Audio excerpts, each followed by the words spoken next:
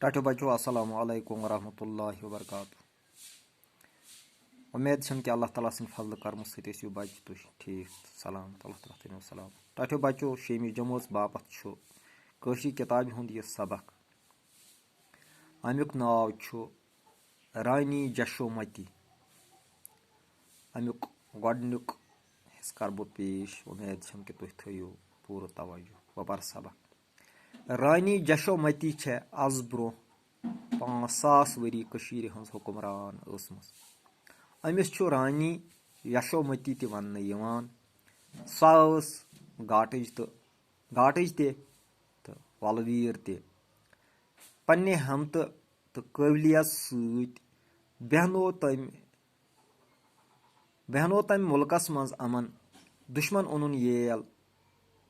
तमि रट तमि सात हुकूमत येल मुल्कस खिलाफ अंदर निबर चयि सपदान आस। जशोमती ٲस राज दामोदर सन्ज रٲنۍ। दामोदर ओस राज गोविंद सुंद निचु। अजुक सबक।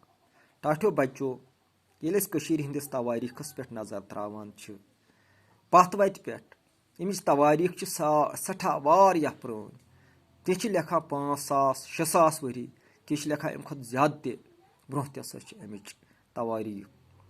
यह छ सो जाय ٲसमٕژ येतिक लुक सठा खुदा दोस्त खुदा परस्त तो इंसान दोस्त ٲसमٕتۍ छ। यम छ लुकन बकार ٲसमٕتۍ यवान। यम छ माय मोहब्बत वर्तावन वٲलۍ ٲसमٕتۍ यवान। यम छ अमुन पसंद ٲसमٕتۍ। यम छ सुकूनस ٲसमٕتۍ गोड बरान। यम छन खुद गर्ज ٲसमٕتۍ पथ वत कह तो अथ सۭtۍ गई आम लुकन हज कथ यम येतिक बादशाह ٲसमٕتۍ छ यथ कशीर मज गुजरियामٕتۍ छ पथ काल यमन राज वनान ٲسۍ या रٲنۍ बादशाहन हज खानदारी यानी जन हुक्मरान यमो यथ जनानो हुक्मरान कशीर हुकूमत कर्मज छ तिमन ٲسۍ रानी वनान। तिम ति छ वारिया बहादुर तो जान आसमज। तिमो छ वारिया कारनाम कर्मति द्रुस दुनियाहस मज। कशीर छ माननऽ ٲसमٕژ यवान बहादुरी किन माय मोहब्बत किन मिलचार किन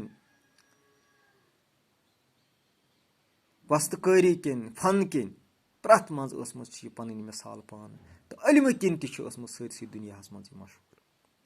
यमयो बादशाहो मज ٲस अख बादशाह आज ब्रोह 5 वरी यमिस रानी जशोमती नाव ऊसमुत छ।